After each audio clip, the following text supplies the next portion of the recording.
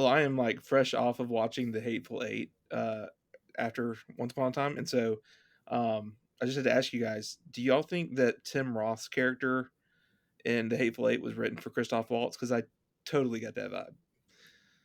You think they're like styled the same, right? Like it kind of feels like he's dressed up as Christoph Waltz. Yeah, I think the first time I I haven't watched seen it, it I in a thought long it time. was Christoph Waltz. It seems like he's also doing a weird Christoph Waltz impression. I think Yeah, it was. there was one specific line delivery where he asked it, and it was a really bizarre line and said in a bizarre way. I was like, that sounds like it was meant for Christoph Waltz. Yeah, I guess they kind of look like each other. Like Christoph Or Waltz or Tim Roth. I was watching Reservoir Dogs. It was just like randomly on TV the other night, so I watched like 30 minutes of it. And he does kind of like talk with an inflection in the same way. I'm thinking specifically of the scene where he's like, "I'm dying," where he's like, he kind of talks like Christoph Waltz, like he talks with a strange inflection when he tries to do like, I guess he's British, not his British accent. yeah, have you guys ever seen Little Odessa with Tim Roth? No, I I don't have think I've not. ever heard of it. It's a random ass movie about a like Russian gangster who has to return to Brooklyn to like take care of some gangster things. And it's Tim Roth and the kid from Terminator 2. Super random. If you're fans of Enora, it's kind of just in the same like Bath Beach, Coney Island Oh, cool. Russians doing, Well, you know, Brooklyn Russian things. the last thing I saw Tim Roth in was Tornado, which I reviewed for the site, and he played like the bad guy, and it was very funny. It's very funny Whiplash being the next thing that I see him in being the Hateful Eight, because in Tornado he's just like subdued to the point of like he's the opposite of whatever chewing the scenery is. I mean, in the Hateful Eight, he is like absolutely chewing the scenery, and so it was really funny to see him back in that mode. I do think the Hateful Eight would have been better if that were Christoph Waltz. Whether or not it was actually written for him, I think he would have been a better fit for that character. But that's okay. We're not here to talk about the Hateful Eight or Tornado or Little Odessa or Reservoir Dogs, even. We're here, folks, screenagers. It's the finale of season 5, and we're going to be chatting Once Upon a Time in Hollywood. Very excited for this. Joining me for this conversation, two of our favorite returning guests, Dave Wilson, who has become sort of our season finisher. This is back-to-back Is it? season finales that you're What was the doing. finale last year? Return of the King. Oh, okay. So our king is back. He's back for another episode. And back again for what, the 5th time this season? Jacob Holmes. You're becoming a bit of a regular. I think so. Yeah. It was originally scheduled for 2, and now it's, I just keep adding them on. Yeah, you can't get away. This might be 4th, but still happy to be Too here. many essential movies to talk about. But yeah, before we say goodbye for the summer, and we'll be back soon enough, we have to talk some Tarantino. His latest movie, what will maybe be his last movie if he doesn't ever get around to making another one, which seems more and more likely every day. So we brought in the big guns to talk about Once Upon a Time in Hollywood, which should be an interesting conversation. I think I'll be a little blunt on the front end and say this is not my favorite Tarantino movie or my favorite movie in general. I had a really tough time the first time I watched this movie, but I am starting to appreciate it more and more. Jacob, I feel like you're in a similar boat, or we're in a similar boat. How many times have you seen this? What have you thought in terms of like those viewings each, subsequent time? I have seen this movie 1.5 times. The first time I watched it, I watched like the first half to the point where he was having the conversation with Rick Dalton, having the conversation with the little girl while they're reading the books. And it was just kind of slow, and we were kind of doing some stuff, so I just kind of skipped forward to the end just to see the final scene and figured to come back to it later. And this is the later? And this is the later. I watched it last night all the way through. and didn't feel too much differently about it on the second time. Appreciated it maybe a little bit more. Obviously, I got to see what connects that beginning to the ending, so that was great. Um, it. I can respect it, even though I'm kind of in the same boat with you of just not quite loving the overall experience. Yeah. I would say watching a movie from beginning to end is like a cool way to experience it. Like you typically understand the ending when you've seen everything else that leads up to it. But I don't know. That might be a hot take. Um, Dave, what about you? I feel like you're a Tarantino head. We were discussing before whether or not which of us is the bigger Tarantino head, but I feel like you do appreciate this movie a bit more than Jacob and myself. So what have Yeah, been yeah, I'm what's like really your into experience this with one. this? I remember I've seen it a bunch. Saw it in theaters, loved it when I saw it then. Um, Watching it, I guess, with a little bit more of a critical lens last night, I see a lot of the criticism, or I see some of the criticisms people have of it. The I think the last 40 minutes or whatever, whenever we jump forward 6 months Hmm. and then the Manson stuff happens, does kind of come out of nowhere in a like in some ways. Like I understand the criticism that it feels kind of like two movies kind of stitched together. Hmm. But those first like 2 hours, I just think are like a perfect hangout movie. And then I also think, there's been a lot of people joke that like the reason Quentin Tarantino is not going to make another movie is because he wishes Once Upon a Time in Hollywood was his last movie. Um, and like, I think I think it's a good movie about the end of something, right? Like that's what the whole movie's kind of about, the end of um, not just these guys' career, but at this point, an end of like an era of, it's not just that he's getting too old to be in movies, the or TV shows or whatever. The TV shows that he was Hmm. in don't exist anymore, and I think it's a good story about like an end of the changing of an era. And then of course, like the last 40 minutes are just Quentin Tarantino wanted to slap a little revenge thing Yeah. onto the end of it. Do a little revenge violence at the Yeah. end. Okay, I feel like we have to start with the question of whether or not this should have been his final movie. So I would assume that everyone who is listening to this is aware of this whole idea that Quentin Tarantino has had for several years at this point, that no director has made a good movie after their 10th film, which is so asinine. Which Uh, nonsense. Yeah. it's absolute nonsense. Like, Marty Scorsese made The Irishman and Killers of the Flower Moon as like his like 30th movies, and they're both incredible and like as good as anything that he's made in his career. So with that, Tarantino, he's like had this like really. It's only become annoying in the last couple of years. Like I guess when he was saying it around the time that he like made Kill Bill, it wasn't that annoying because there were still so many movies ahead of him. But now he's like in his own head about what his 10th and final movie should be, and he's like not allowing himself the grace of like, just if you have 15 movies that you want to make 15 movies. If you have 5 million movies that you want to make 5 million of them. Do what Clint Eastwood does and just like shoot 3 movies at a time until you're 98 years old. Like it's cool, it's fine, it's whatever.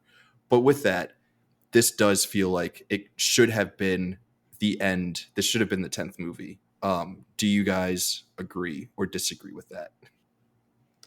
Well, personally, I mean, since I don't love the movie that much, I'm not too disappointed that it's not his last movie. um, I'm hoping he can bring it back for the last one a little bit, but no, I mean, it does have that sense of meta commentary in it that I get what you're saying about being the last movie. So yeah, I can totally see that. I have an idea for how Quentin Tarantino can approach his last movie. We get two struggling artists together. Um, we pull in George R. Martin and get them to co-write and release The Winds of Winter as a Tarantino George R. Martin film. That And would be a 30-hour movie between the two of them. That would be so long, but it would be great. Well, that's Uh, kind of the thing. I think part of the reason he has put this arbitrary limit is because he wants to like he at least thinks he wants to do a bunch of other things, right? Like mhm. he's written books. He is now he's gonna write the spin-off to this for David Fincher to direct for Netflix. Um, he has directed TV in the past. He's obviously there's a handful of movies he's written. Um, I feel like he wants, at least he thinks he wants to try to like experiment in different kind of mediums. But ultimately, although this movie is kind of a love letter to television as well, which is pretty interesting for a guy who is, like Mr. Movies Yeah. in a lot of ways. But uh, ultimately, what this movie shows is that what he cares about most is the movies, and it's kind of like silly to think that he's gonna want to limit himself moving forward to based on this arbitrary limit that he's already like kind of broken the rules of, right? Like split Kill Bill counts as one. Um, does he count that toward, or is he He did Death Proof, right? yeah, And does he that count that as a movie? I can't remember. I think he does. I think that's one of I think he the counts 9. Death Proof and not Grindhouse is my guess, because Yeah. Grindhouse is just Death Proof plus Plus Robert Rodriguez So he doesn't Planet count the Terror. other Was that what one. the other one was he called? co-directed. But he Terror. also doesn't hasn't he like directed like or like shadow directed like scenes in certain movies, so like that could count. He's obviously written a bunch of other movies. He wrote Yeah. From Dusk Till Dawn, he wrote True Romance, and what's the third one? Oh, Natural Born Killers, Oh yeah. which sucks by the way. Um Okay, but Death Proof like does count. I'm looking at the list now. He does count Death Proof. so Dave, to what you were saying with like he wants to venture out into other things, wild question, stick with me. Can he direct more movies and do those other things at the same time? Well, obviously, I'm just saying. I think part of the reason he has put that limit is to like force himself to do other things. But at the same time, you can see that he's got this like feeling that his last movie has to be perfect, which is stupid. Like if he thinks that what was it going to be, the movie critic, which is maybe what the spinoff to this movie is Mhm. going to kind of be. I don't know if you think that's a movie that he should direct and not a TV show that he should make or something. You should just make it as a movie and then make another movie some other time. But Yeah. It's so weird. Wasn't Tom Cruise going to be in that? Tom Cruise in a Tarantino movie would be amazing. that's what we need. Like Yeah. yeah. I mean, we're going to talk about it at some point, but he's like Tarantino's the master of casting in a lot of ways, and this movie is like he hits it out of the park. But yeah, I mean, Tom Cruise, what now? He's got a gun for an Oscar at some point here, so let's get him in a Tarantino movie. Yeah. Give me Tom Cruise post Mission Impossible career, ex Quentin Tarantino deciding against his silly arbitrary 10 movies limit. Put the two of those guys together and let's see what we can make. That would be so great. But yeah. So Once Upon a Time in Hollywood, it's his 9th movie, even though it's really his 10th movie, but it can't be his last movie. Like he could just stop at 9.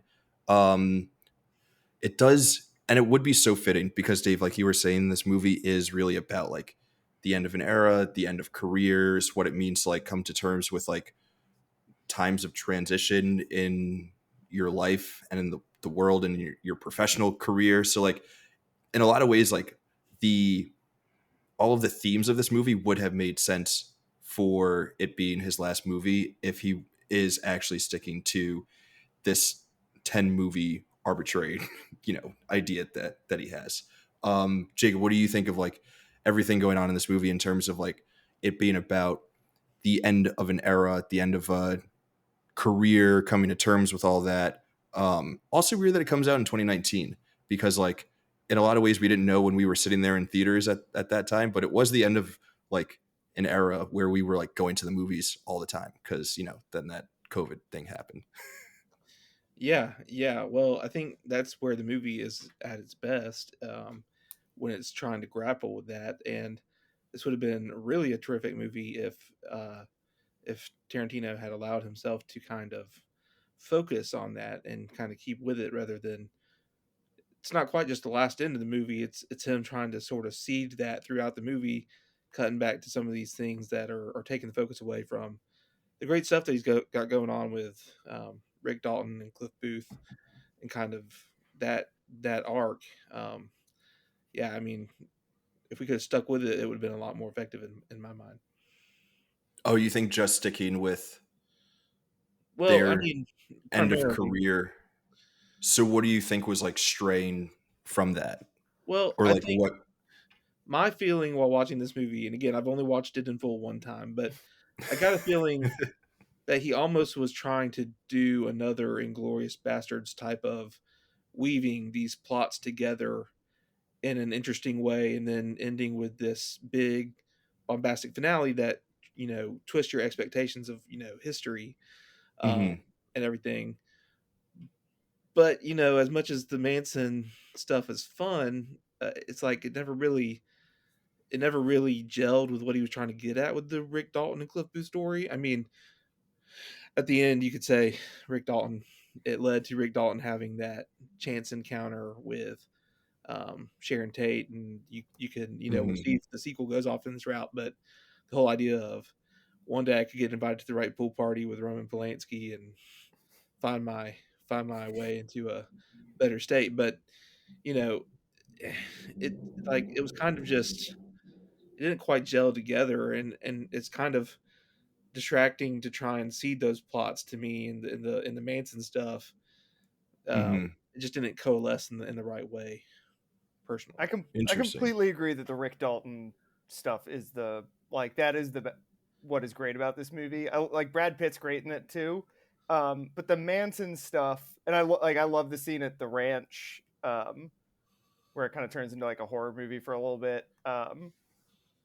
But the Manson stuff, I think it's the man the Manson murders are like obviously a really interesting text. But I think he thinks of them like they're kind of like two ways to think of the Manson murders. One is it's like the beginning of like the serial killer kind of era, right? Like if you, I Mhm. think I've recommended Mindhunter on this show in the past. Like that, the Yeah. America's fascination with serial killers kind of starts with the Mansons, but then what Tarantino's interested in about the Mansons is his connection that it's like a Hollywood story, right? That he was worked with the Beach Boys, that he like is kind of he wants to get into this Hollywood world, and that the Manson murders kind of felt like it was like kind of the first time reality crashed in on Hollywood in a way, and that's not something that's like super interesting to me about the Manson murders. It's not something I thought about. Maybe if you're like from LA and you kind of grew up thinking of it that way, it's different. But I think that's why he is trying to connect. That's how he's trying to connect the two plots. But I think the fact that our fascination with serial killers has kind of outgrown our fascination with um, like with the Manson story by itself as this Hollywood story. And I kind of think too, to that point, it's kind of interesting and odd. Like here you have Charles Manson, who is also in a much Rick Dalton is like a waning star. Charles Manson just completely like shut out of the fame Yeah, that he was he was going an he's a for. never was, right. Like Yeah, and so Mm. like you would think maybe that would be some kind of parallel almost drawn, but Charles Manson is barely in the in this movie. Like it's not even really a thought of like Charles Yeah. Manson being shut out by that Hollywood and wanting this, some of the things that Rick Dalton already has, that he's, mourning the loss of. There's interesting ways that could have gone, and it didn't quite feel like they quite put those two pieces together in a way that they didn't weave nicely. But I mean, yeah, like the scene at Spawn Movie Ranch is really fun and really like tense. You get this fun, drawn out sequence of events, and it's just putting the two together that didn't quite work out. And I have a feeling, and Raph, you might have read into this, and you might know a little more, but or both of you actually really might know more about this. There was a part of me that felt like some of this was Tarantino at times. He was just adding some stuff just because he thought it would be fun and be cool. That doesn't Mhm. necessarily like help move the story forward. It's just things that he likes. Like reimagining Leonardo DiCaprio in that Steve McQueen role, and like that's like a lot of Yeah. fun and cool to do. Like, is it maybe Yeah. been too much time So on it? with that whole scene, I think that kind of like gives us more insight into the Rick Dalton character, because like The Great Escape was what made Steve McQueen Steve McQueen. So you can tell that Rick Dalton is really, really, really upset and doesn't want to talk about the fact that he was on set shooting those scenes and he could have been Steve McQueen, but he like either he didn't work out or he wasn't like the right fit for the role or whatever. So it like adds to this whole idea that like Rick feels washed up, and it's like one of those like, like I was so close, like my career would be so much different if I didn't mess up on set of The Great Escape. Like I could be Steve McQueen. But I want to go back to the Manson thing because uh I think the idea of weaving that into the story of like Rick and Cliff and their dying careers is that like, so when we're thinking about this movie as being like the end of an era, right? There's like we're talking about like the end of the 60s, and we're also talking about the end of old Hollywood. And in a lot of ways the Manson murders were kind of seen as like a inflection point in the death of old Hollywood and like bringing us into new Hollywood, which like a lot of people say was born in and around 1968 with like The Graduate, and I think Easy Riders was around that time, and like Bonnie and Clyde. So like the fact that the Manson murders also happened in that same year, it's like another point of old Hollywood dying. So like with the Manson murders never taking place and Rick Dalton's career being able to like go on through new Hollywood, it's like they're both like we're extending old Hollywood into the 70s as opposed to like letting it die. But I found that to be weird because like doesn't Quentin Tarantino seem like someone who loves new Hollywood so much? Like Yeah. did he love old Hollywood that much more than new Hollywood? That was like my big weird takeaway from the movie this time around. But I don't know what you guys think about that. I think that makes a lot of sense, your interpretation, and I also don't really know about your question. But that is Like very doesn't he valid. seem like a child of new Hollywood Yeah. more so than a child of old Hollywood? Yeah, I mean, Definitely, but absolutely. he does. I mean, he loves westerns, right? Like there is and this movie has a lot of western stuff in it. Obviously, the television, like the show within the movie, but even like the stuff out at the ranch, like where guys are on horses, you're at a western movie ranch, like so. But yeah, I agree with you that it is weird that he, um, like seems to really like long for the old Hollywood days when he is a guy like he's a child of the 70s, right? Like his a lot of his reference Yeah. points are the movies that came right after this. It's like exploitation movies from the Yeah. 70s. Like Brian De Palma is his favorite I mean, director, the obviously most new Hollywood guy. a lot was made out of the Bruce Lee scene in this movie too, right? Where like people like Bruce Lee gets his ass kicked and Quentin Tarantino has always seemed like a guy who like worships Yeah. Bruce What Lee. did you think of that? So it's The interesting Bruce Lee because scene. the I think the consensus take for like people who were like defending it was like, oh, this is just Cliff. He's like made up this memory in his mind. Uh he's kind of like puffing himself up in his recollection. Mhm. But then I read the novelization, um, which it's hard to know if that's like canon because that's kind of the point. Like the novelizations were always like would change Mhm. things or they'd be off a working script or something. Yeah. And they get a lot into that about, and it's mentioned once in this movie that he was a war hero, Cliff Booth. It gets a lot into his time in like he was like a POW who escaped. It was basically like the Great Escape happened. Yeah. So it like, and it definitely in the novelization, the fight went the way that Cliff imagined. So now I have no idea what to think of that scene because what I always thought about that scene is contradicted by what the novelization says. Jacob, what did you think of the Bruce Lee scene? Well, I didn't watch it enough to have enough of a take to start getting into whether it was not real or not. I thought it was just a scene to just set up Cliff as super Yeah, badass, he's a badass. and It's funny. I haven't read the novelization, but I saw on the novelization something else about Cliff that's talked about in the movie a lot, and is left a little more up to speculation. That's kind of confirmed in the novelization, which Mm-hmm. is him killing his wife.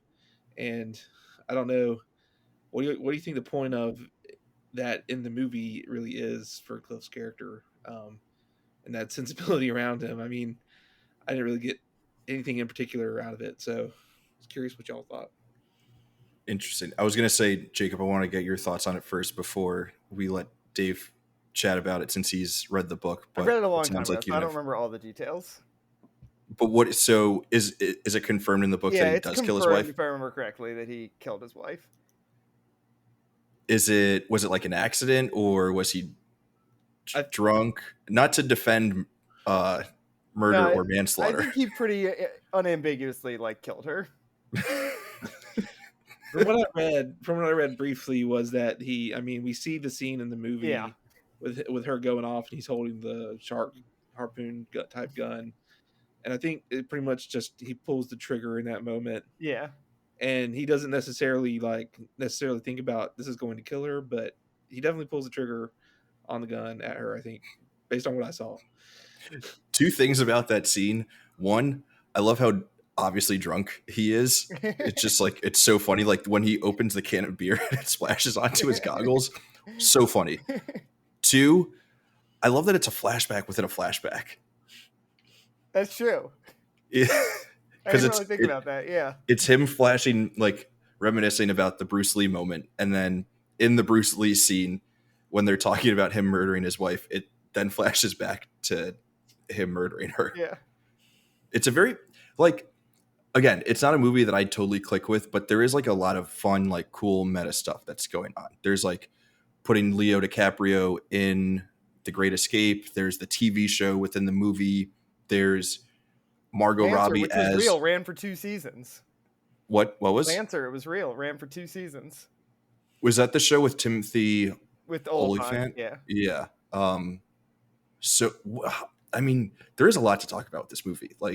That whole scene is also super interesting. I love that scene. That's my favorite scene. That. I did put in my notes. I feel like, honestly, if Tarantino doesn't want to make movies, he should just make a bunch of clips for movies that never existed.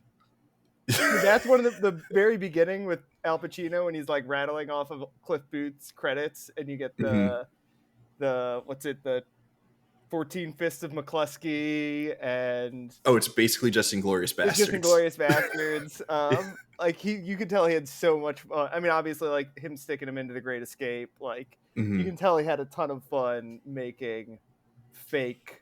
It's like the trailers in Grindhouse, right? It's yeah, but for movies that never existed or did not exist in the exact same way that they exist in real life. I think there was talk that I can't remember what movies he was going to do, but it was reported that for the movie critic, so we'll see if this happens maybe in the David Fincher movie, that he got permission to reshoot scenes from old movies to be in his movie. That's cool.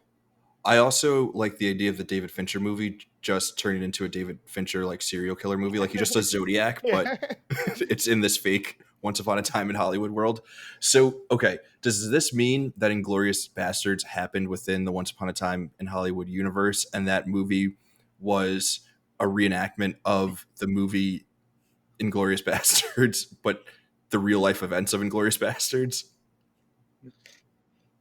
Yeah, but there's always been the Tarantino connected universe theory that we live in the universe where Inglourious Basterds happens, and that's why the world is like it is in Tarantino movies. So I like it for the connective tissue in that.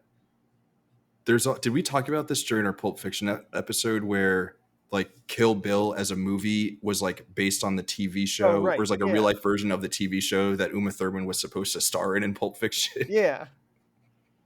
I mean, you could he clearly thinks about his. I mean, I think back to Pulp Fiction, where he wanted to Pulp Fiction and Reservoir Dogs, that he always wanted to make the Vega Brothers movie. So he is always definitely thinking of not just what he puts on the screen, but how it connects to other stuff he is.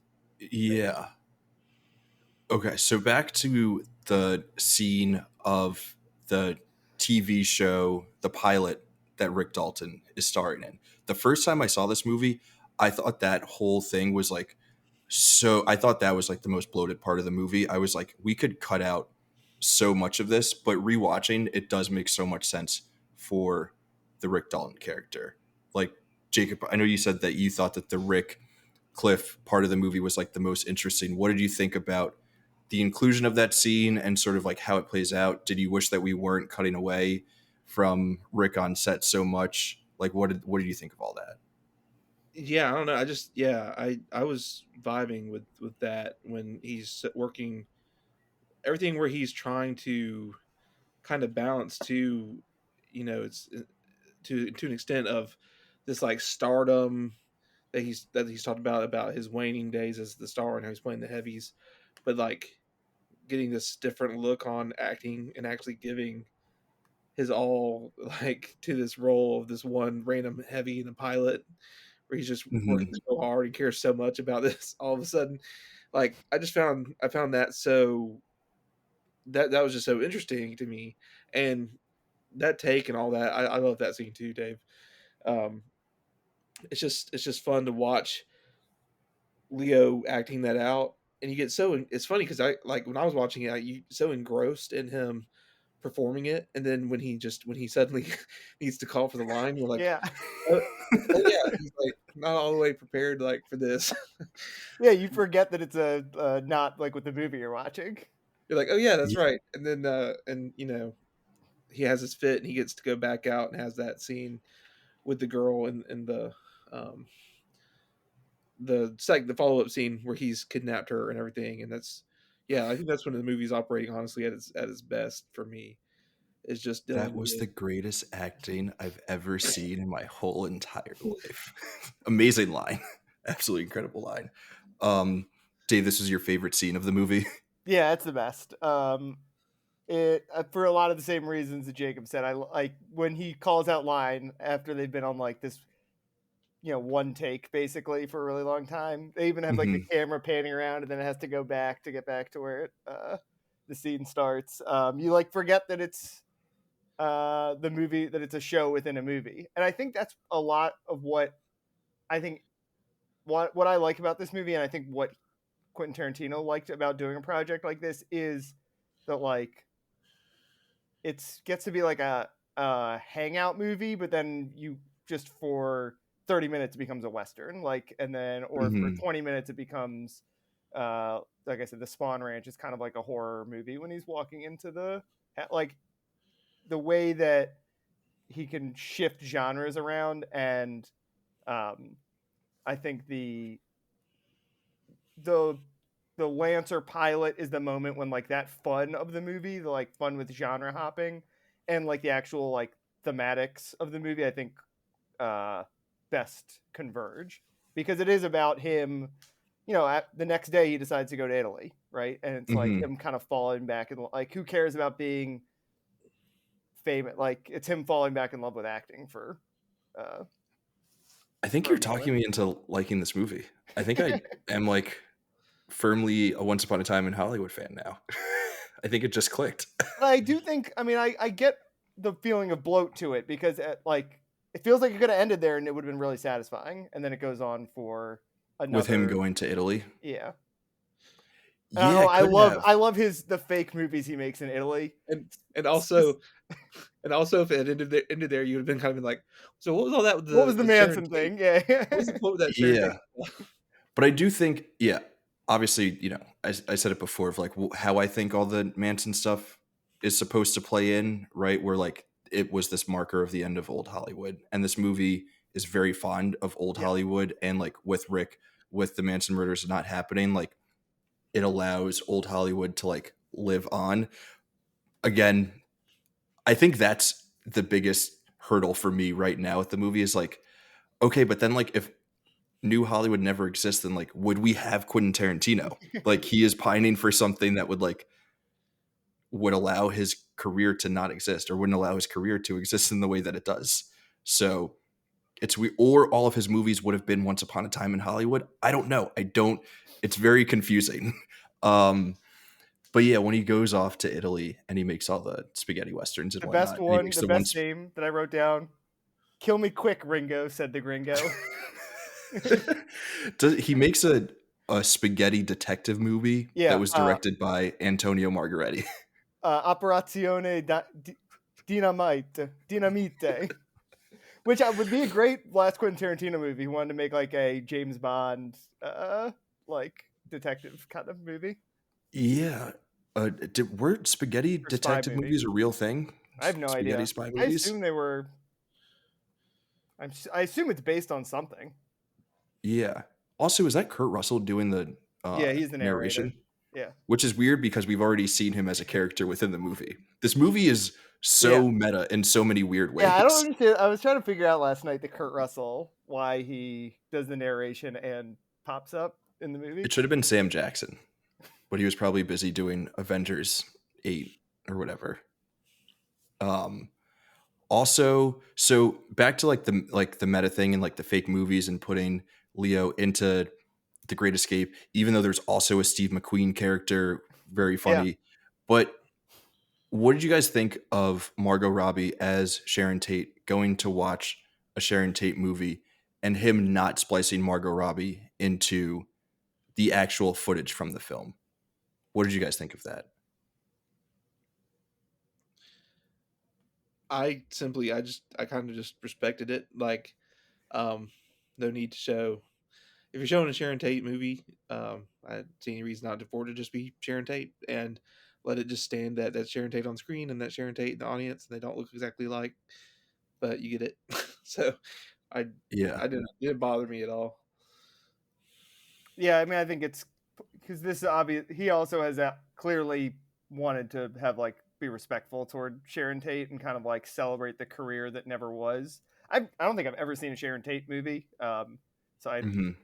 um, but people say, I mean, like it wasn't just that she was an up and coming star seemingly, and so like I think he wanted to kind of have expose people to her more than just being the person who got killed by the Manson family. What did you think of how that character is presented like as a whole? I feel like there were a lot of critiques of like Margot Robbie wasn't given enough to do. Like, does it feel like a respectful presentation of Sharon Tate? Do we wish that she had more? Like, what did you guys think of all that? I definitely didn't feel like it was not respectful. I mean, she really got pumped up as being a very like kind person to everybody that she came across, and very like Hmm. bubbly and nice. I mean, it's true though. She wasn't given a whole lot to do. I mean, she runs some errands and talks to some people and is nice. And I mean, that's all I really remember her doing in the movie. Did she do anything else? No, she basically has two scenes essentially, right? The Hmm. movie and the party essentially. Yeah. So there's not really a whole lot. I mean, she walks and picks up the book for her husband and comes back with it, and she goes to the movie. Do we think that she should have been given more? Do you guys think that? It's hard to tell because I it's like, One thing I like about her character that I was thinking about last time is that Rick Dalton hates hippies. He makes that clear mhm, multiple times throughout the movie. yeah, Um, Whereas she is like straddling that line of like she's old Hollywood, but she's kind of willing to embrace what's coming next, right? She picks up the hitchhiker. hmm, Um, you know, she's she's hipper than Rick Dalton, who's just like an old. I yeah. mean, they make a lot of times that he's just this old cowboy guy. Um, What do you which think Tarantino thinks of hippies? yeah, I don't know. Yeah, I mean that is what's confusing about this movie a lot is that uh like Rick Dalton feels like he's an asshole for a lot of the movie. Hmm. But in the end, like we do just get to kill a bunch of hippies at the end of this movie, and the hippies are wrong, which does not feel like what Quentin Tarantino like would have.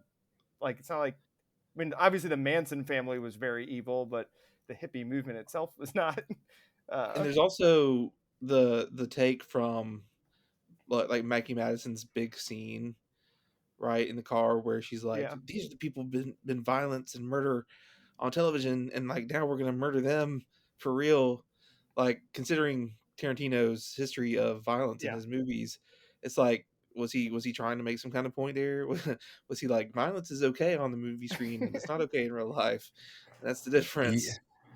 But but like, it's I don't only know. bad when hippies do it, or like So I don't hippies know. are a particularly bad kind of violence. He might have just been Yeah, I stuck don't. in the fact that Manson's followers were hippie coded, and there was the hippie stuff going on at the time. So I wonder if that's a more of it can be hard to tell what's a message and what's not. I Yeah, think. that's what I think. That's when I understand why people like bump against it, because it does feel like two divergent messages. One is about, like as we keep saying, the end of one era and the beginning of another era, and the hippie, the Manson family slash hippies clearly represent what's coming next. Mhm. But then in the end, we kill them. But So it's interesting because, like, so I think what's weird about Quentin Tarantino is it's hard to know what his like standing is on all of these messages. But because we had seen him do revenge movies in the past, where yeah, it's like one is Kill Bill, where it's a woman who was murdered by her husband. She gets revenge on all of the people who did violence against her. That's like a very easy thing for all of us to get behind. Hell yeah, girl boss, kick ass, all that shit. Inglorious was the bride Bastards, the original girl boss? maybe. Inglorious Bastards is about Jewish people killing Nazis. Very easy for all of us to be like, hell yeah, that's awesome. Nazis suck. Let's kill the shit out of them. And then Django, it's about a former slave killing his slave masters. Again, super easy. Fuck yeah. Kill those racist pieces of shit. They suck. Boom. But here, the revenge is like, let's kill the hippies who were going to kill old Hollywood. And it's like, well, I thought like the hippie movement was like kind of cool and about like peace and love and stuff, but like obviously the Manson family sucked, and the way that like hippie ideas and just like their whole vibe is depicted here is like not very flattering. Like in that horror sequence when we go to Spawn Ranch, there like some of the shots of like the way that the house is kept is disgusting. Yeah. Like you hate these people from all the time that we spend with them. You're just like, these people suck. They're gross. I don't like the dude with the chipped teeth and the no shoes. Like, I don't want to spend any time with him. Like, maybe boomers were right to hate hippies. That's the question: is whether the Manson hippies are supposed to extrapolate to all Yeah. hippies, or if the Yeah. Manson hippies are just their own special breed of weird killer. Because most hippies are specifically not killer hippies, but the Manson family is like historically killer hippies. So, but it's also the fact that he specifically puts a lot of hippie phrases and like hippie philosophy in the mouths of the Manson family members, Mm-hmm. which questions is like, are we attributing all of these hippie philosophies that aren't necessarily, you know, bad or whatever? Is he just attributing that all to being like, this is all as bad as any of it, like because it's in the Manson family and they're killers? It's very um confusing. Yeah. I think that is, again, when I understand why people bump against this, I do, like, I don't know if it totally is cohesive. Part of me just thinks like Quentin Tarantino really hated Charles Manson and thinks he deserved to like die a brutal death, and he just happened to be a hippie. But Mm-hmm. it is weird considering the movie is about like the collision of two eras. I and mean, it's even just like weird. when, What do you think about him just not having Charles Manson be in there very yeah, much? I mean, he really keeps it to the followers only. Charles Manson makes appearances briefly, but since he was doing complete alternate history, he could have had Manson at the house if he wanted, if he really yeah. hated Manson. Like, what do you think about that decision? Do you think it's just because Manson's such a figure they didn't want to? Yeah, well, it's interesting. The guy who played Charles Manson in this also, like, right around the same time, played Charles Manson in Mindhunter, which I mentioned earlier. So this guy was really typecast as Charles Manson for like 2 years, which is a tough beat. Um, but yeah, I think, I mean, Charles Manson is like, he gets like the most boring, awkward, like he's just like a dweeb in that scene. Mm-hmm. So I mean, I think he is intentionally was trying to make the movie more about, I mean, you think about how much more screen time like Sharon Tate gets than him. Like, I think there's an intention there, but at the same time, like, yeah, you're right. They could have had Charles Manson at the house, and they could have killed him. Like, I don't know what happens next with the Charles. Like, there's still had his whole cult going on out there. That's Yeah. well, They did more murders, right? I don't know if that was the Sharon one was the Sharon Tate one was the last one, but they did multiple murders. So Yeah. Very funny that Maya Hawke is in that scene yeah, and just runs away. Which we also, there are a lot of other things that we need to talk about in this movie, but we should quickly pause to acknowledge the fact that the members of the Manson family is insane yeah. casting, Is which it I the think, best Dave, you were cast talking about performance before. of all time? Dude, so 5 years later, Austin Butler, Mikey Madison, Sydney Sweeney, and Margaret Qualley are all massive stars. Yeah. Like they in 2024, they were like the hottest names in Hollywood, and most of us hadn't really heard of them when this movie came out. And the fact that they are all members of the Manson family is like insane. Like we are going to look back on that and be like, how did Quentin Tarantino know?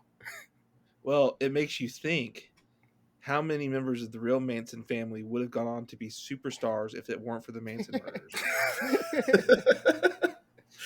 That is a level of meta conversation that I don't think we're ready to have. Yeah. Shout out Victoria Thomas. Apparently, is the casting director who's also worked with Tarantino on Django. She casted Nickel Boys, which is a great movie from last year. So yeah, it's there. I think there was a lot made at the time. A lot of the Manson family members are nepo babies. Obviously, Maya Hawke. Margaret Oh, Qualley is mhm. Andy McDowell's daughter. Um, there's a Are couple others Sweeney who and are. Austin Butler Nepo I don't think babies? they are. Rumor Willis is just like a background. Like, there's a bunch who are just like in the background. Okay. Dakota Fanning was also But yeah, like kind Dakota of a big Fanning. reveal. Kevin Smith's daughter is in it. So Interesting. So Tarantino hates Nepo babies and hippies. I mean, there's obviously something like he's trying to make a point about these are like I don't even know the point he's trying to make, but um, That the you know, hippie movement was like mostly done by kids who you know, or were like I mean, of Charles places of like, Manson. It goes back to Charles Manson wanted to be Hollywood, right? Like that mhm. is kind of how this whole thing started, I guess. But yeah, the fact that he nailed those four, and I love his casting of the Lancer pilot, where he's got great TV actors, guys who like are not Mhm. really movie stars, but like Timothy Oliphant, what Luke Perry is, the Shit. other Lancer brother. I love Scoot McNairy, who pops up for a second as Business Bob Gilbert. Dude, I love Scoot Yeah, he's McNairy. great. But these guys are all like He's great TV actors, and I love that he sticks them in the TV show. yeah, that's amazing. Truly incredible casting. Which leads us to the next point, which is the casting of the two leads, which is also fantastic. Brad Pitt is incredible in this. I think I've mentioned it on the show before, but for those who haven't heard, I will reiterate the theory that I did not come up with this theory, but I very much so subscribe to it, that Brad Pitt is an amazingly talented character actor who unfortunately was put into the body of a guy who should be a leading man, but all of his best performances are him in supporting roles. Fight Club, I guess you could say Seven, um, this, obviously. I don't know what you guys think about Brad Pitt as more of a character actor than a leading man. Ocean's 11. I mean, I love Brad Pitt as a supporting character, and whether it's in this, although I mean he gets a lot of it's a lot of this big supporting role, but even a movie I didn't love so much, Burn After Reading, he's like the best part of Burn After Reading for the most part. Like he's just Mhm. totally kind of against type. It's fun. Um, yeah, I mean, but he's also it's on the other hand, Brad Pitt does have an easy leading man charisma, so I mean, he's really just good at both. Yeah, I mean he's so charming in this movie, obviously. Like, Yeah. and honestly, like Tarantino always has great costuming, some of the best costuming work. I like that Hawaiian shirt over the Champion T-shirt. That is just a great look. Like I could wear that right now. Do you think there's something to all the yellow in this movie, or is it just something that looks good on screen? Yeah, I don't know. I don't know if it's just a consistent color palette. It does feel very 60s, right? Like Flower Hmm. Child kind of thing. So I don't know if that's well, because Margot Robbie's wearing yellow, I think. Hmm. At the Doesn't Rick party, Dalton wear maybe. he wears the yellow turtleneck under the brown blazer, which is also a Yeah, great look, to yeah, your point of the yeah. costuming being incredible. Like, And the title cards are all yellow, I think, like the typeface on the credits. yeah. Yeah, I Um, couldn't tell Yeah, if there's something to it or if it's just. I yeah, I'm think not, it's not much to it other than I think it just reinforces that kind of sunny California vibe more than yeah. anything. There's the '60s carefree California vibe. Well, because I think the other thing that and Raph, I saw in your letterbox review that you have learned your appreciation for this movie has come as a hangout movie, um, because those just any of those scenes of them cruising around are like Hmm. great. The soundtrack's great, um, so it does. Yeah. It has a like just a great like sunny vibe, as Jacob said that other stuff pops in and out on, but like I love just that framework of driving around sunny Los Angeles in the summertime or whenever springtime. Um, Is and it's actually the a good chunk of this movie takes place on my birthday oh in wow, February. happy birthday! Yeah. Thanks. um yes, what do you, Dave, you mostly enjoy this as a hangout movie I mean, as I opposed to I anything love, else? as I mentioned, I think the best stuff is the Rick Dalton like on set, but I think just that I think part of the reason that I like the movie a lot is that for all the like flaws that you can point to, and they're like as we've gone through, there's a lot of them. Just Hmm. that framework as a hangout movie, that's the stitching of the movie, I think is just it's a great hang. Jacob, what do you think about this movie as a hangout flick? Yeah, I don't know if it hits me that way that much. Also, I'm not really sure from my own personal taste if I love hangout movies as much. So that's not really. I really appreciate the Rick Dalton storyline beats and things, and I mean, I do love. I mean, it's just one of the things about this movie, and most Tarantino movies. I mean, it's just beautifully shot. I Hmm. was waiting a long time because I forgot when it would come in, but just the scene of the lights turning on at night in Hollywood. I mean, that stuff's just great, you know. And just getting to see the sights around the for where there's the studio sets and backgrounds moving in and out. I mean, stuff like that is fun to look at and nice. So It's, for me, it was hard to appreciate the first time I watched this movie, but the set design and obviously like the costuming and all that stuff, like as a period piece, is so insanely impressive. Like it really does fully immerse you into that period, and it feels like you are transported back to an old version of Hollywood. Um, and One it's thing especially that scene with the neon lights all turning on and stuff. one thing I think helps, and definitely again is like kind of ties into some of the themes, is there are a lot of commercials in this movie, like when they're driving around, the radio's playing ads all the time. Hmm. um the scene in the house, in George's house at Spawn Ranch, is like soundtrack to like commercial music in the background, um which again I think is like kind of the theme about like a new era coming, an era of commercialization and corporatization and all that kind of stuff.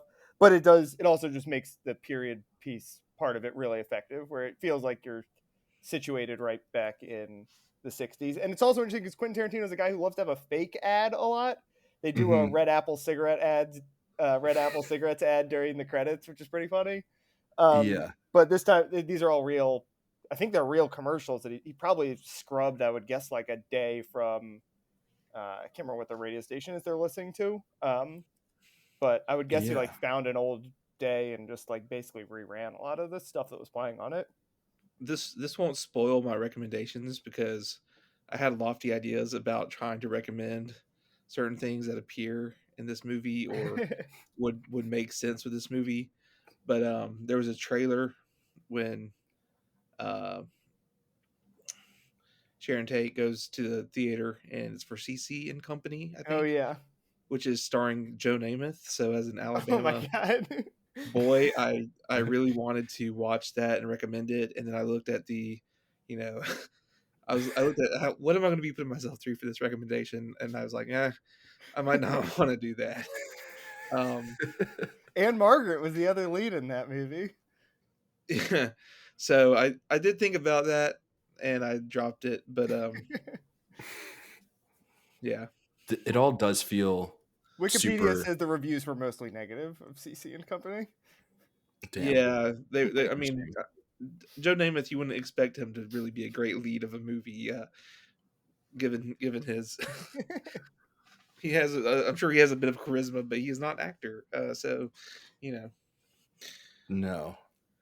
But yeah, to what you guys are saying, the commercials all amazing, adds to the authentic feel. The red apple commercial during the credits is hysterical, which reminded me that this movie is like very, very, very funny, which Quentin Tarantino obviously weaves humor into his movies intentionally and unintentionally, like all throughout. But there are some like really great laugh out loud lines in this. I want to get to the ending, but before we talk about the ending, I feel like we've mentioned it, but I haven't given you guys time to actually talk about it. The Spawn Ranch scene is, I would say, probably the best part of this movie. I know, Dave, you don't agree, but I love it. I feel like we should talk about it a little bit because it does feel like the crowning achievement of this movie.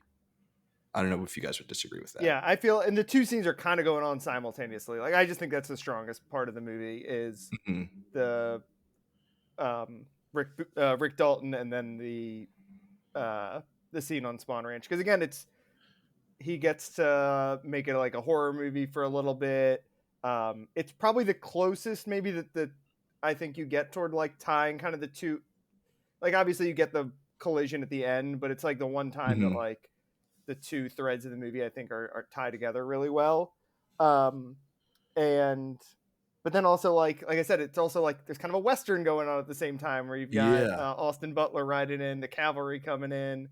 Um, so it's like it's very effective with how like ominous it is, but then also like you remember, oh yeah, they're living on a ranch that they used to shoot westerns on, and so everyone's like acting like they're in a western at the same time too. Like Yeah. the way that you kind of play to the character of like whatever situation you're in.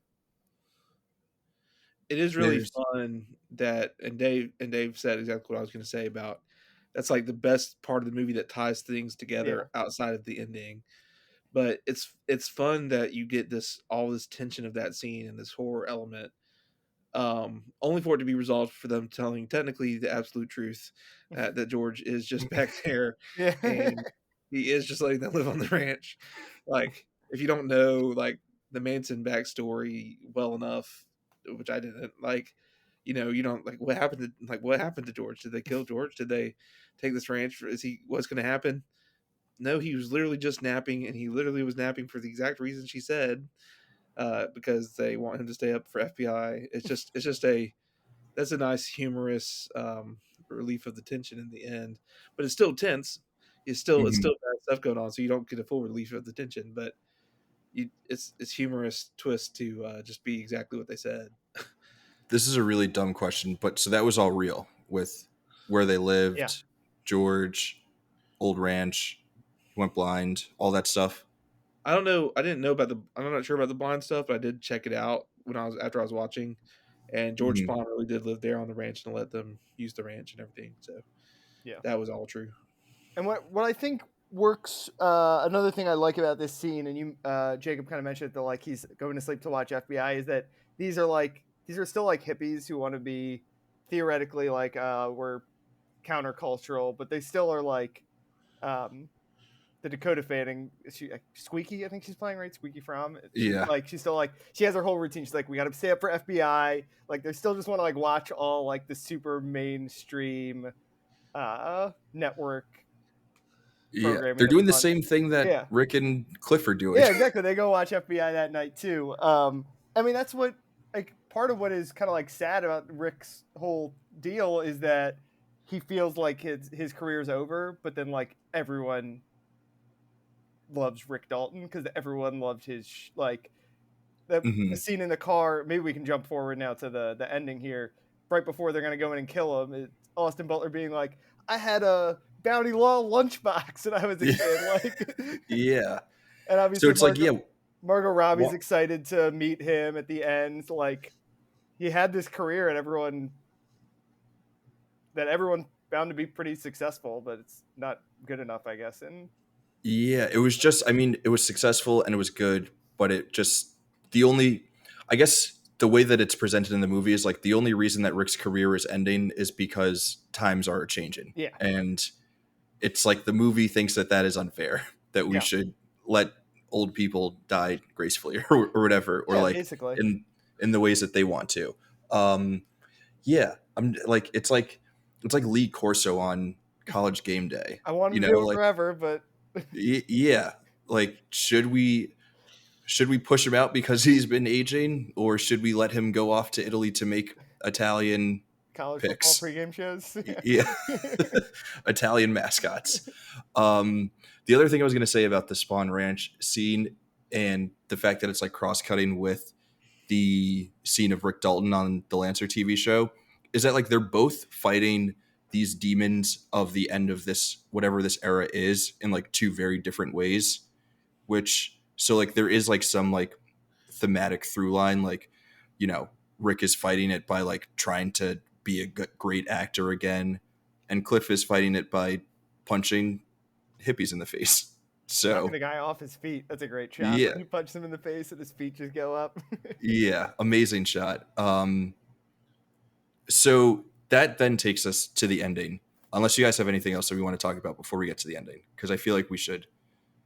There's a lot to unpack with the end of this movie. Similar to Spawn Ranch, it ends up being this like explosion of violence. And I think because it's a Tarantino movie, everyone in the audience was like waiting for the violence to come. And because it doesn't come until the end of the movie, it then presents as being so over the top that for me, it still feels kind of out of place. But I'm curious. You kind of forget that there's gonna be a murder happening at some point. Yeah.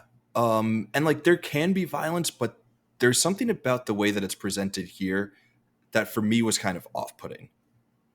Jacob, well, yeah, you've seen it 1.5 times, so you've seen the ending twice. Yeah, But see the how did you feel about the ending and like how all of the violence like explodes and just like that last 40 minutes once we get back from Italy? So the first time I skipped forward to the ending just because we were kind of bored and kind of running out of time. So I missed a big chunk of the movie, Mm-hmm. so I didn't have as much time to get lulled into that sense of not expecting it from Tarantino, maybe. And so, but really the second time it didn't matter either. Like it's maybe a little bit out of place, but I mostly just enjoyed it. Just in its Mm-hmm. Tarantino over the top violence way. Specifically, like there's so many ways you're thinking about how the violence can go down when they enter the house, and the fact that Brad Pitt is just so high, high, and like not treating it like real at all, and then just suddenly with a very quick like click and a move of his hand has the dog attack Austin Butler, and then the way he just you just don't even think about him having the can of dog food in his hand, and the way he just casually throws it into Mikey Madison's face is just hilarious. Like it's funny. It's funny violence. Like I think it would work better if we'd had more time to actually really get to know these Manson characters and like want them to die in horrendous ways even more than we get to in the movie. Mm-hmm. Like we don't even get to meet. We don't even really get Mikey Madison's character until that one little thing she says in the car before they start the rampage. So I think it would have been more fun if we had a little bit more reason to hate these people already. But I mean, it's just a fun outburst of violence. But it does feel a little bit out of place with the movie because the Mm-hmm. movie has not done that like a normal Tarantino movie would do. So it is a little bit out of place, but I still just mostly enjoyed it. It's just it's like bizarre, and it's just a comeuppance of here's the Manson family not murdering anybody today. Not today, hippie scum. Dave, what did you think of The it? killing Squeaky or whatever was that Dakota Fanning's character? That was the other one in the house. No, I can't remember who the third one is. It's It not was just a random person. Yeah, it's kind whoever of was funny. in the house with them when he's just bashing her head into the telephone and then the fireplace shit like mantle. It's just brutal. Yeah, Absolutely brutal. it is kind of funny that like the other two are obviously Austin Butler and Mikey Madison, and Austin Butler actually gets like a little bit of character. He's Tex, he's Hmm. gets in the you meet him a little bit on the ranch. No, he's the devil, and he's here to do the devil's bidding. um, No shit. he's got my favorite line in the movie where Brad Pitt asks, "Are you real?" and he goes, "I'm as real as a donut, motherfucker." And then Mikey Madison really she gets to like really cook in the last no pun intended, but she gets the big speech. She gets to have the big speech in the car, Hmm. and she's the one who really gets fucked up in the house. Um, the fact that those two have gone on to be big stars, I think helps that scene a lot because, Hmm. especially with the Mikey Madison character, as Jacob said, like she's in the scene at Spawn Ranch, but she doesn't have any lines, I don't think. So it helps that she's a really good actor who gets to like do an insane performance in the last couple minutes of this movie. And then obviously Chekhov's flamethrower just mwah, pulling the whole thing together. I'm as real as a donut is something that we need to like make a part of the cultural zeitgeist. Like we need to be saying that daily. That is so underratedly funny. That scene also has, I think, one of my favorite Quentin Tarantino needle drops. It's a white vanilla fudge cover of "Keep Me Hanging On," the Supreme song, and it's a pretty sick song. I missed it. I wasn't as up It's on the playing on the needle record, drops like he puts it on in the this record movie. player, and then they like break in. Okay, so it sounds like you guys are both appreciate the explosion of violence at the end a little bit more than I do. How did you feel about like all the Kurt Russell narration leading up to that? I feel like that felt very novelization. Yeah, Watching there's it. a lot in the novelization of him in Italy. Like you get all of his making Hmm. movies there. But even like the night of, it just like switches to like Oh we're yeah, just like just having, narration. Yeah, yeah, Yeah, which I thought was cool.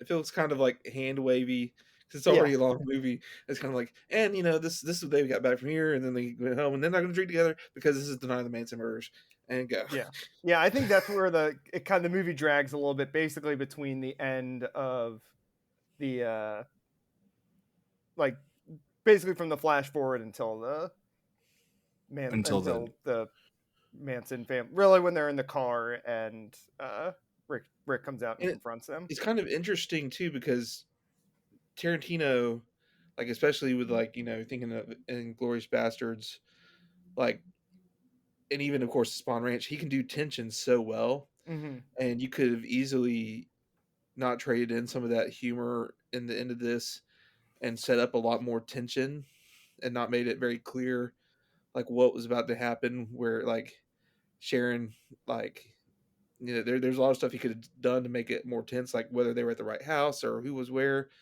But as they did, Mhm. they just leaned into the humorous side of it, which was enjoyable. But you could have had a very different kind of ending that was very much more so leaned into the here comes the Manson family that we've been building up to, and kind of had a little bit more of a That's a tense. really interesting point that there's like no tension in that final No. act whatsoever. It's just like we know that the Manson family is going to get absolutely murked. It's just how is it going to happen and Well, when do we before get you to it? see this movie, you don't know what Tarantino like. At this point, obviously, like I think maybe I don't know if it's Inglorious Bastards where we really got that first understanding that Tarantino's willing to radically Yeah. alter Mhm. history in his film and like just not go because so many people work within historical fiction. They do Yeah. I Mhm. stuff mean, even that has to Django be is like historical fiction, but like it's not killing Hitler, right? Like you could imagine that having happened Right. in like a Like so weird many Quentin people work Tarantino world. within Yeah. historical fiction where they don't they fit everything within the major events so that it seems like Mhm. it's something that could have happened in our world. Yeah, And right. Tarantino, Django didn't change history, whereas right. Inglourious Basterds changes history. Inglourious Basterds, Tarantino's like, I don't care. I can kill Yeah. Hitler in my movie because it's my movie. So you don't know for sure that Tarantino's going to do that with the Manson family the first time you watch Mhm. Once Upon a Time. So you have to keep that in mind. Like you could have had the tension of what is that going to look like? You could at least make it look like because you don't know, you know, Rick Dalton and Cliff are neighbors to Tate and Polanski, but you don't know if they're going to somehow see the Manson family breaking into the other Yeah. house and something's going Mhm. to happen like that, or what's going to happen. So you could have like done some different things, even if you know Tarantino's not afraid to have the Manson family get Yeah. destroyed. That's interesting. I went into it totally thinking he's going to stop the Manson murders.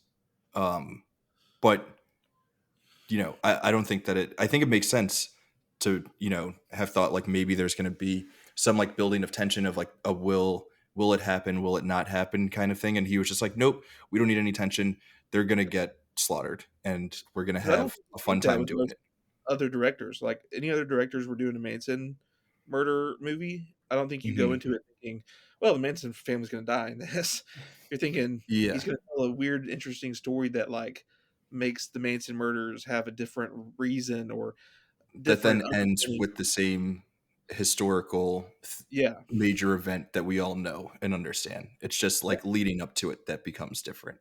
yeah. Um, so, okay, with the question of like the explosion of violence, and we don't really get any throughout the movie, Jacob, I think you had brought this question up before we started recording, and we haven't really touched on it.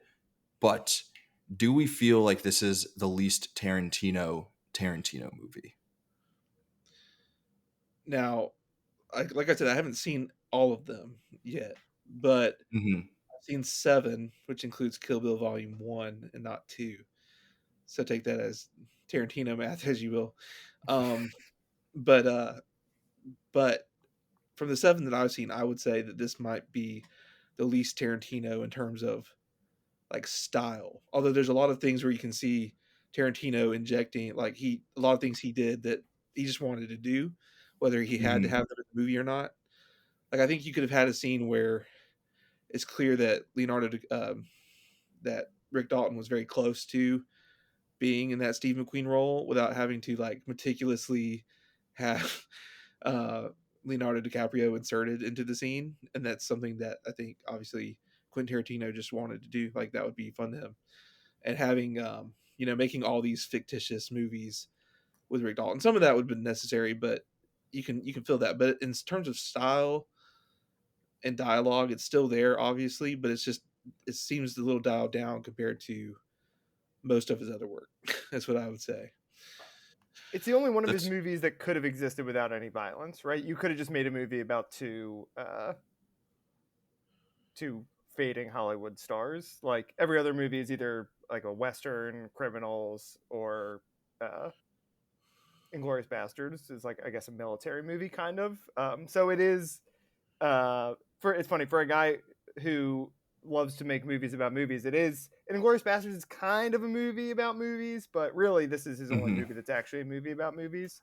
And so it's very natural because of what we know about Quentin Tarantino and what he cares about. But it is an outlier in that sense that it is um, about a non-violent world that happens to be um, that violence happens to creep into. Yeah, it is missing some of the elements that we like came to understand as being part of Quentin Tarantino movies, over the top violence until that final scene, and like again, like Dave was saying, could have existed without it. There's also like a lack of like non-linear storytelling. Like everything here is like fairly linear, besides like those couple of flashbacks, but um, that all still feels like pretty conventional in how stories are told, and it doesn't feel super Tarantino-esque. Some of the dialogue and like references is like quick and snappy the way that we're used to, but not as much as like something like Pulp Fiction, where you're just like, this dude did like 8 mounds of cocaine before he wrote this scene, and you can just like feel it in how the dialogue plays out. And you don't get that much in Once Upon a Time in Hollywood. And there's never something like a random white samurai woman arriving in a colorful vehicle that says "pussy wagon" on it. Like, Yeah, it's missing that. I think so. Jacob, you haven't seen Jackie Brown. I think Jackie Brown is probably the least Tarantino in terms of like overall mood or just like things that he's interested in. And this is like a close second to last. But they are both still very Tarantino in a lot of like other ways. Like obviously, like his love for movies and all that is as apparent here, if not more apparent here Yeah. than anything else. So like it does feel very essential to him. It is also again like one of his few movies with like that maybe has a message or like a bit of a view on the world. Whereas like you watch Pulp Fiction and there's no thoughts about anything in that movie. It's just like vibes and like movies are cool. Don't you want to watch a movie that is just like being a cool movie? Whereas this is like there's like a little bit more in terms of like what he thinks about, the world around him, which I think I don't want from Tarantino. I want him to just make movies about like movies being cool. Just do that and we'll have a good time. Like Kill Bill, it's just, hey, isn't this rad? that's the whole viewpoint of that movie. Do you guys have any other closing thoughts on Once Upon a Time in Hollywood? one quick thought. It's interesting, and this might bleed over into Rex anyway, but Mm-hmm. um, it seems like sometimes a lot of directors stumble when, and maybe it's just a topic that's difficult, but making movies about making movies folds in on itself a little bit and gets a little bit maybe hard to manage, because this is certainly not the only movie about Hollywood and making movies that has, sort of a messy, sort of mixed reviews, sort of messy vibe, from really good directors that love Hollywood. I'm interested to know what movie you might have been thinking of for recommendations because there are a few that pop into my head. I feel like we're on the same page on at least one of them. Is there one? There's one in particular that you're Yeah. thinking of? Yeah. Yeah, I don't want to Or say maybe it. it's just because I watched it recently. So, We'll at the end we'll reveal yeah. what we were all thinking. Uh, Dave, did you have any final closing thoughts about? A lot I think I can get in the Rex, but what do you guys think of Rick Dalton having a stutter? I loved it Yeah. because I too stutter. It's a pretty Yeah, I interesting mean, choice. a nice touch. It's I wonder if that was a Quentin Tarantino decision or a Leonardo DiCaprio decision, because that's something that Jake Gyllenhaal has kind of done too in certain characters, like in Prisoners. I'm not sure how much of that was written for him to do, or if he just kind of did that a bit of a twitchy thing. So I wonder. Yeah. I don't know. Leo likes, because I feel like his character in Killers of the Flower Moon kind of has a little. Not, I don't know if he has a stutter or he's got like some like Tourette'sy kind of like. I feel like he like blinks a lot or something. Like he likes to Yeah, put on a. I feel like his even like his Inception character, he's always got he likes to throw in like some weird little twitch or like a tick. tick or something. Yeah. Yeah. It's. Shutter I Island, mean, I guess more than Inception, he does. Where obviously he's spoilers. I feel like but- there's a thing where like a lot of people who have like stutters or whatever will like get into acting to learn Yeah. how to overcome it or whatever. But it's interesting that he still has it, and like maybe it comes up more when like now that he's feeling more insecure in his like yeah. abilities as a movie star and all of that. But yeah, it is a really interesting choice. I would be interested to know who thought of that, which of the two of them thought of that. Was that your last That was thought? my last thought. The rest I think I can do as we go through Rex. Amazing. Well, I feel like this will be a fun round of recommendations. There are a lot of interesting routes that we can take. I think because Jacob mentioned the idea of movies about movies as maybe being a potential thing to explore within recommendations, maybe for the order we'll go Jacob, Dave, Raph, and yeah, just same old deal. We'll recommend 3 things. at least one movie. Other two things can be books, more movies, TV shows, music, whatever we like. Let's have some fun with it. Let's do some recos for Once Upon a Time in Hollywood. That's how our Australian friends would say it. But yeah, Jacob, whenever you're ready. Yeah, um, yeah, I was a bit of a pinch hitter on this episode, so I went with a very, very. This was like probably the most obvious recommendation for Once Upon a Time in Hollywood. If I had a nickel for every movie from an acclaimed director about old Hollywood starring Brad Pitt and Margot Robbie, that's kind of a mess, but also entertaining. I'd have two nickels. Babylon. Babylon is a divisive film. Some people love it, do think it's a masterpiece. Some people kind of hate it. I'm kind of neither. I kind of I do like it a good bit, but it's a little bit messy for me. But it's a movie about making movies in Hollywood, and if you enjoyed Once Upon a Time in Hollywood, you probably have a pretty decent time in Babylon. Obviously, a little bit different vibe, but it's a good time. Yep, that was the one I was thinking. That's what you were thinking? Yeah, I was thinking of so, something okay. different. I But rewatched it recently. Gotta say, very entertaining. I don't know if it's great, but it's very entertaining. What was I your thought? enjoyed Babylon. I enjoyed it. I like it. I dug it. I think that there was more good than bad in Babylon. Yeah. Also, there's a song on the soundtrack called Coke Room. So that's got to count for something. I do love that's one of the great movie scores of the last, I don't know, 10 years or whatever. As far as recommendations go, it's like you don't normally have a movie with this many layers of connection. Yeah.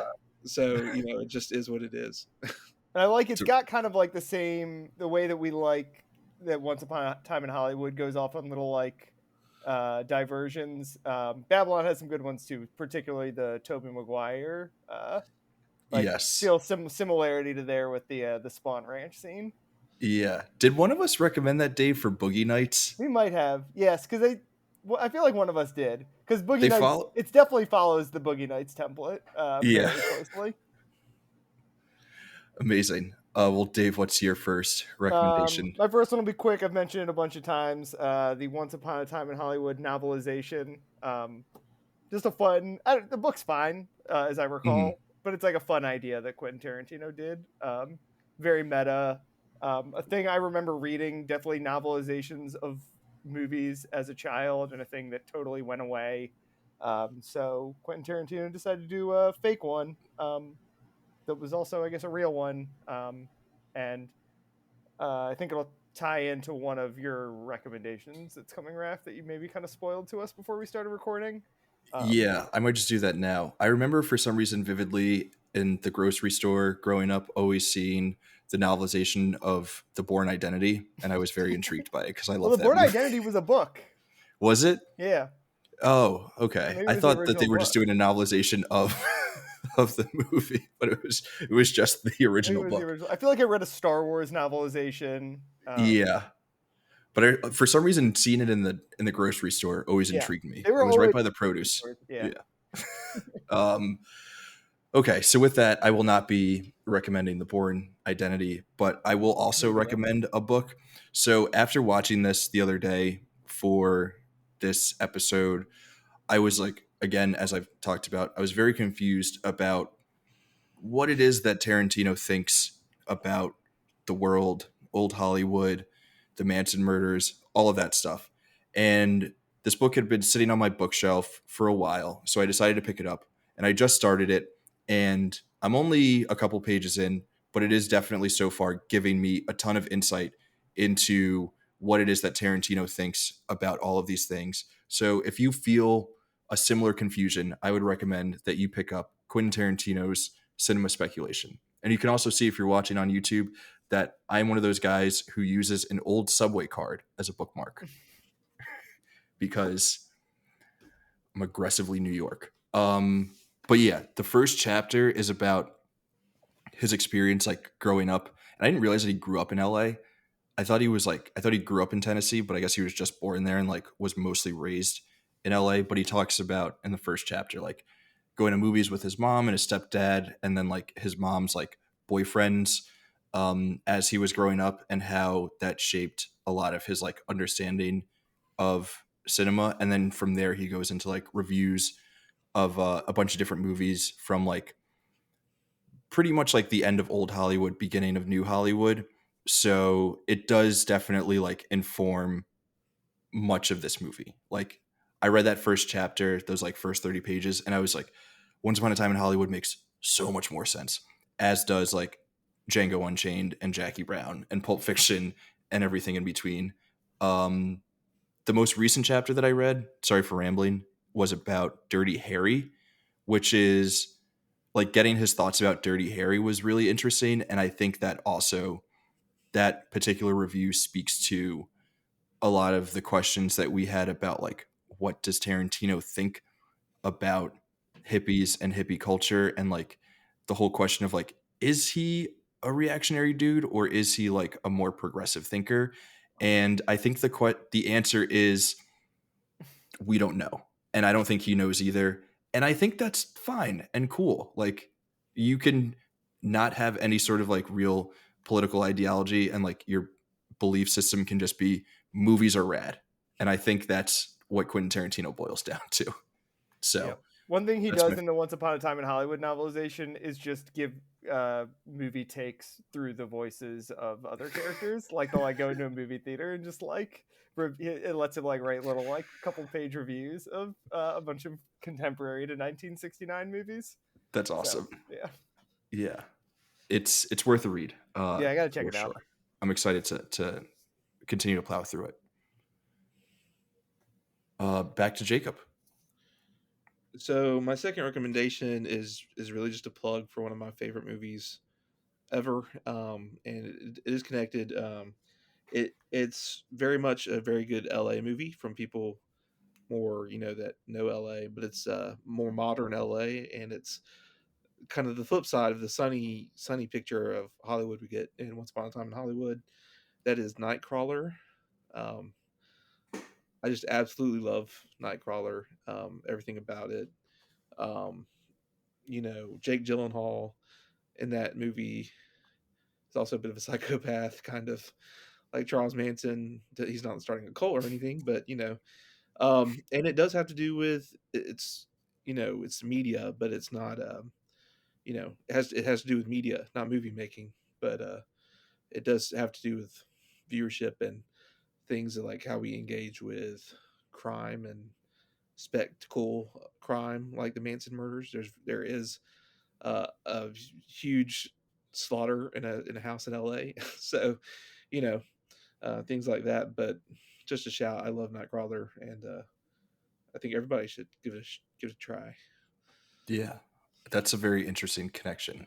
A good LA movie. I like it.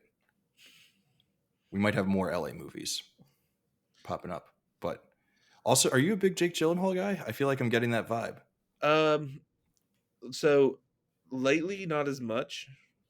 And I don't want to. I want to separate two performances from like the person. Like Jake Gyllenhaal seems like maybe a bit of a creep, but his performance wise, I mean, when he was doing Luke Bloom, obviously, and Mm-hmm. in Zodiac and Prisoners, um, I haven't seen Southpaw, but the the lengths he was going to be from that wiry character in Luke Bloom to this jacked UFC MMA whatever fighter he is in Southpaw.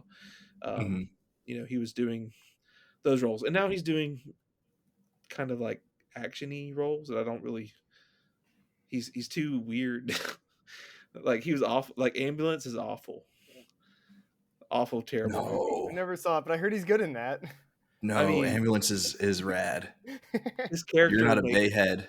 You're his not a character is bayhead. his character is so weird, and it's just a weird role. I Yeah, can't. that's why it kicks ass. It Also, just a did great not LA movie.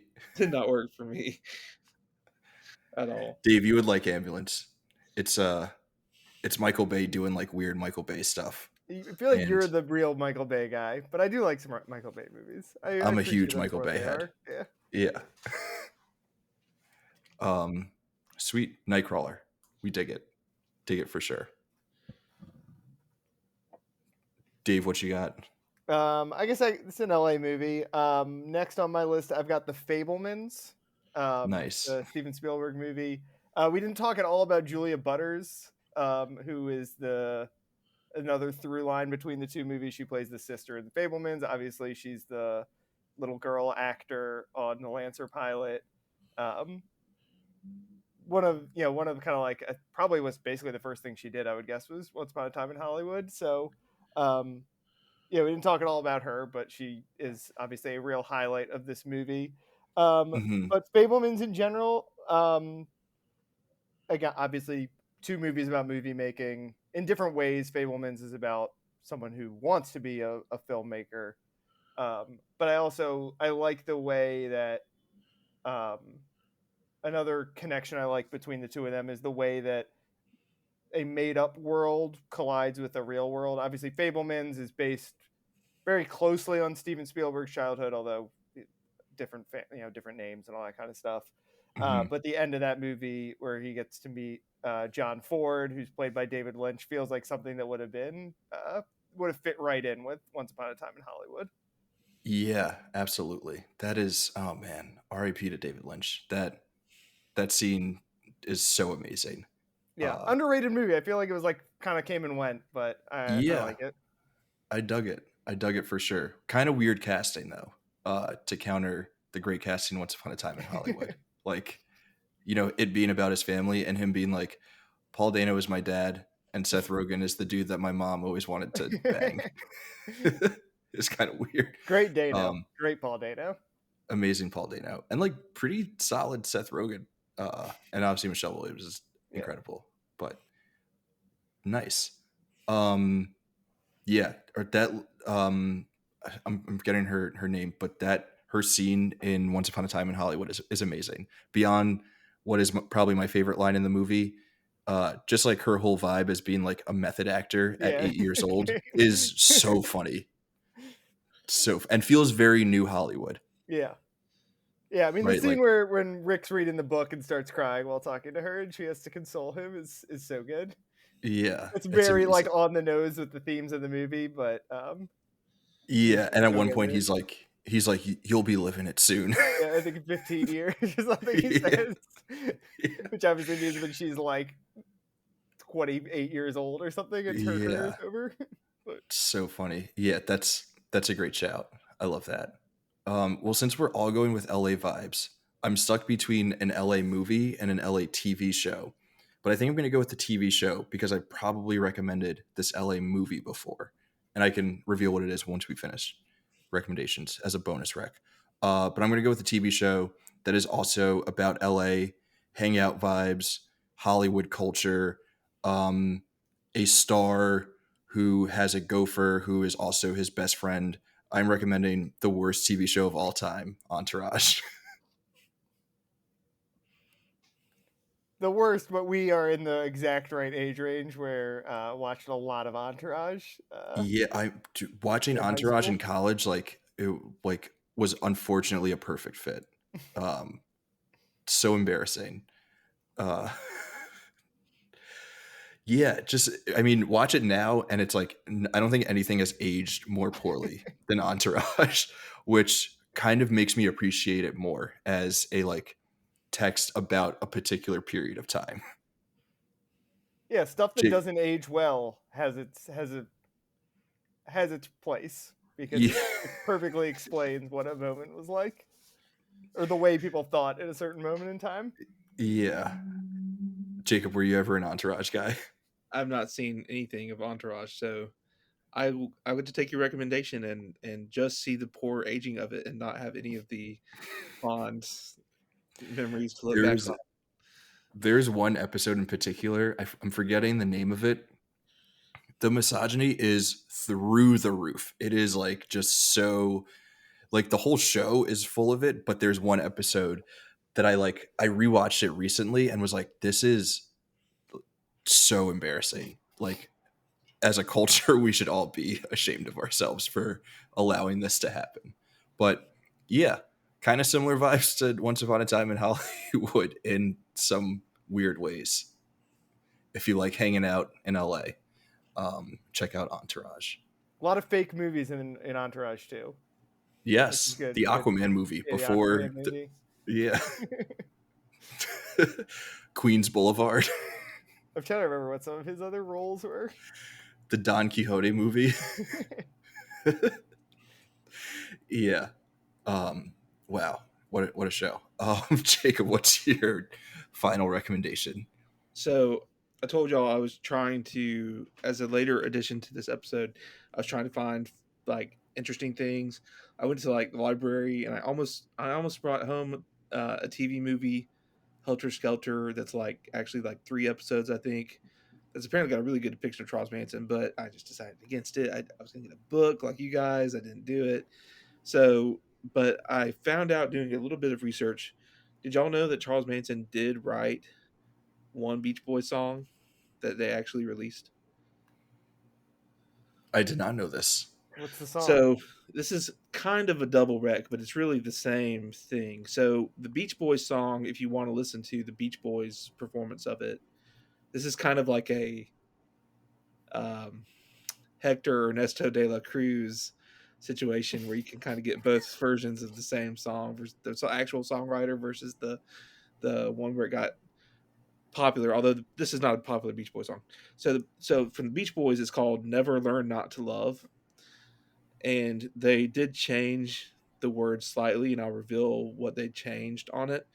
But the Charles Manson also released a version of it, and his version is called "Cease to Cease to Exist." Um, and this is like, these are the first two verses of it. Pretty girl, pretty girl, cease to exist. Just come and say you love me.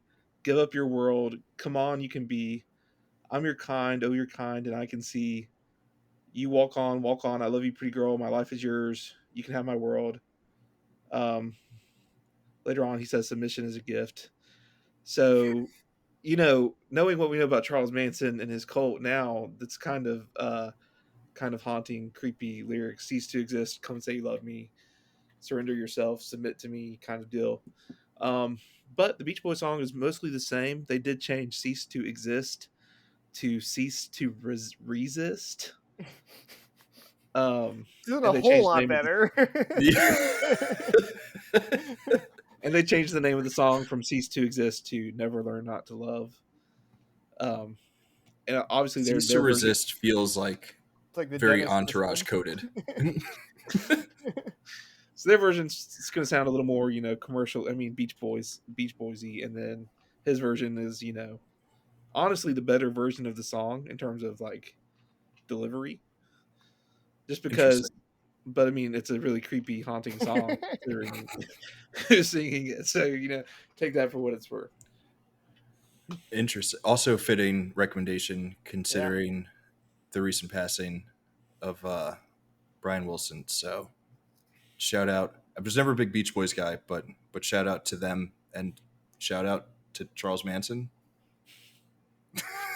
Is he gonna have a career? How do you feel about the song? Was he just one big breakaway? No, this was not. This is definitely not a commercial. This is as a more, when you hear the song, you'll get it. Yeah, I'll listen to You'll it be as soon like, as we finish. this is more of like an artist like doing their song the way they want to, versus the commercialized like Beach Boys sound. It just makes more sense. But no, I don't think Charles Manson was ever that close. If only Rick Dalton had heard it, then Yeah. he would have blown up. That's I like the way you took that one. I like that recommendation. Dave, how do you follow that up? I don't know how. We should have saved that one for the end. Okay, I had a bunch of things written down, but I want to go. This movie is obviously a love letter to old TV shows, Mm-hmm. in particular television westerns, which are obviously a really big thing in the like 50s and 60s. I've not seen any of those. I've always been curious to go watch like Bonanza or whatever, right? Like, Yeah. these, My like, dad is ancient, so he's not yeah, is he ancient, really but into he's like on the Bonanza? older side. So I did like growing up, I would watch a lot of like old Western TV with him. Just because he was like that was the stuff Yeah. that he grew up watching. Yeah, the only pre-70s stuff I feel like I really watched were either cartoons or like Scooby-Doo and stuff, I guess, is some of that's 60s. And Twilight Zone. But my recommendation is going to be one of the great TV westerns of all time, and that is the Lonesome Dove miniseries. Let me look up what year that was. 1989. Lonesome Dove is probably my favorite book of all time, kind of a Western epic. The miniseries, which it's streaming somewhere. I want to say maybe Paramount Plus, maybe 3 or 4 episodes. It stars Robert Duvall, Tommy Lee Jones, and Danny Glover. So, just kind of a good, it's sort of an in-between of, it's a mini series, so it's got a little bit of the prestige TV of the modern era, but also obviously it's from the 80s, kind of on the heels of like westerns being a fixture of television. So again, as someone who's not watched a lot of those old westerns, it's kind of the furthest in my bag I can go as far as a pre Yeah. pre prestige TV, golden peak TV, golden. I guess that is the golden age of TV, but pre peak TV era western. Yeah. Awesome. It's I really had good. not heard It's of this. really I good. Yeah, hadn't heard of the book. it's probably an Hadn't heard of this Emmy. miniseries. The book is great. It's long. It's Yeah. Larry McMurtry. So it's it might have like won the Pulitzer Prize. It's like a American classic, modern American classic. But the Nice. miniseries is very good. Awesome. Living in Alabama with country people, I've heard of this. Yeah. Yeah, for sure. The novel I think was originally a movie script, but then he got too big, so he made it a movie, and then they turned it back into a Nice. TV That's a miniseries. great cast. Yeah, the cast Yeah, is amazing awesome. cast. Anything Tommy Lee Jones, I'm in. Awesome. So I still need to recommend a movie. And I'm not going to recommend my LA vibes, Hollywood vibes movie.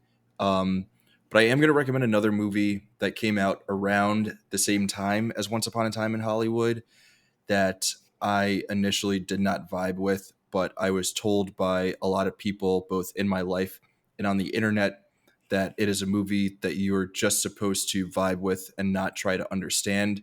And like Once Upon a Time in Hollywood, I did not find the vibe to be all that engaging or inviting or something that I wanted to vibe with.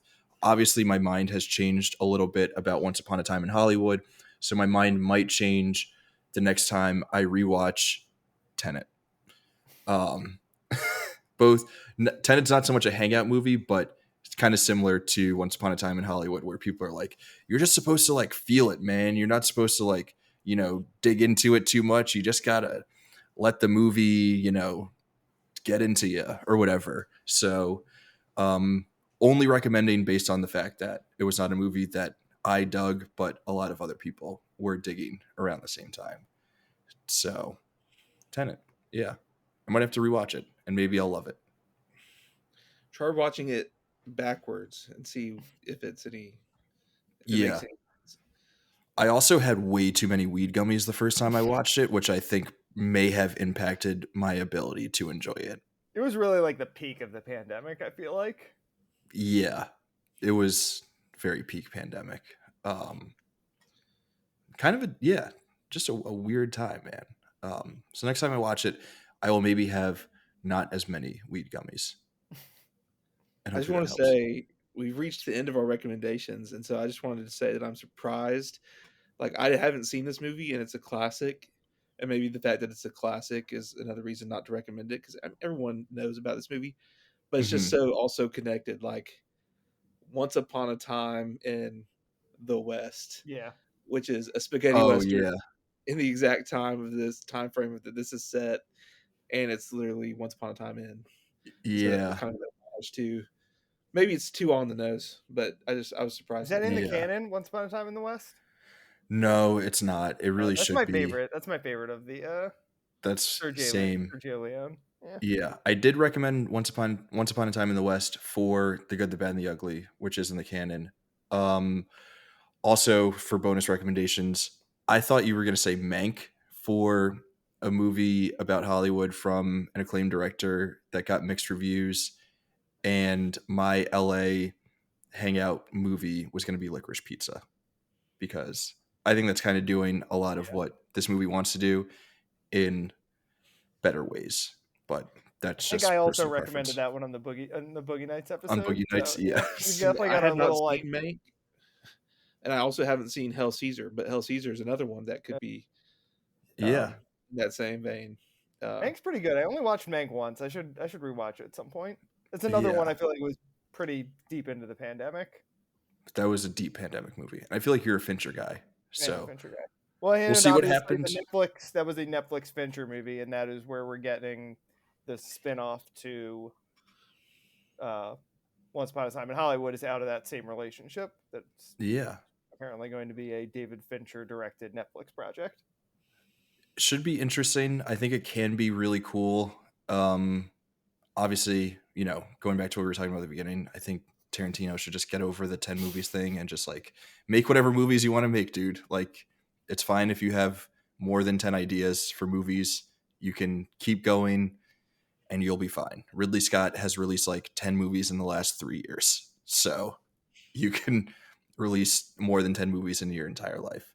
But Jacob, David, thank you guys so much again for joining. I think we crushed this one.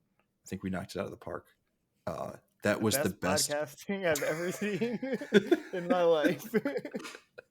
in my whole entire life. Yeah, absolutely incredible stuff. Well, like we said on the front end, the Canon's going to be taking a break for the month of July. I'm going to go on holiday because this is it's a tough gig for little baby Raph, and I need a break. But we'll be back in August with a brand new season. You know, another batch of essential movies. Jacob will be back. David will be back. All of our other favorites from the website and beyond will be back. Gents, thanks again for joining. Any final goodbyes or words of wisdom for all of our lovely listeners out there? Don't join a cult. Awesome. Well, with that, we'll see you all in August. And in the meantime, as always, we will catch all of you guys in the wasteland.